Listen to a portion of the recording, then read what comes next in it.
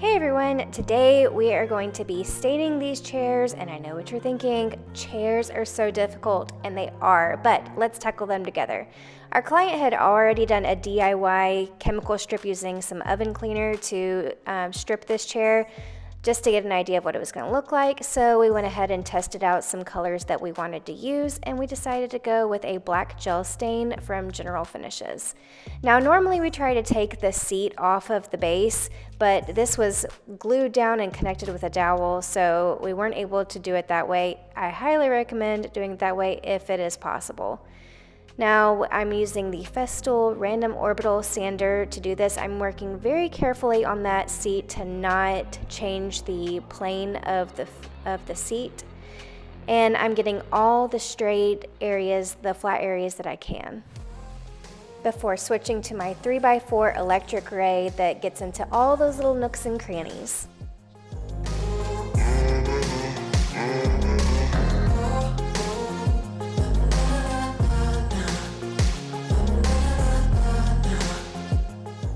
Two things to point out. The first one is that when doing chairs, you kind of have to do a little bit of chair yoga, which means you've got to flip this upside down, sideways, every which way in order to get to the sanding area that you need to get to. The second thing is that we went from 120 grit to 150 grit. Now we are going to be applying this gel stain. This is the black gel stain by General Finishes that Matt is putting on with a foam brush, and he's starting at the bottom, and then he's going to be able to flip it and do the top of it. We're using a gel stain because it is a bit more forgiving. The dry time is a little bit longer, so if you miss a little area, it is no big deal. You can go back and get it before it completely dries. And it gives you more time to see if you have any runs or anything like that. And after you put it on, you rub it in really good. Now Matt is going around and inspecting to see if there's any areas that he missed. The reason that we always start either painting or doing a stain on chairs with the chair upside down first to get the base is that because when you flip it over, then you can set it on the base to apply your stain to the seat.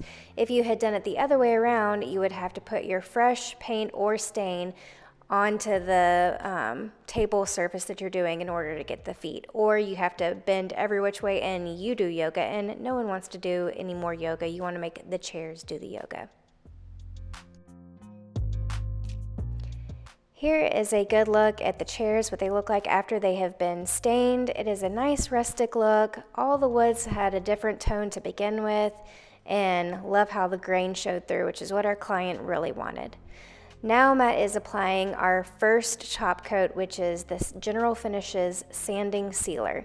We use this as a good first coat because it is a little bit less expensive than our other top coat that we're going to apply 2 coats of, and it just works very well as a buffer after the stain.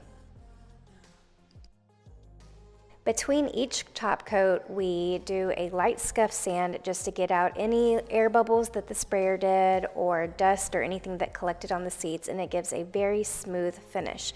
We love how these chairs turned out. We are Matt and Jennifer Moses. We flip furniture. Like and subscribe for more furniture flips.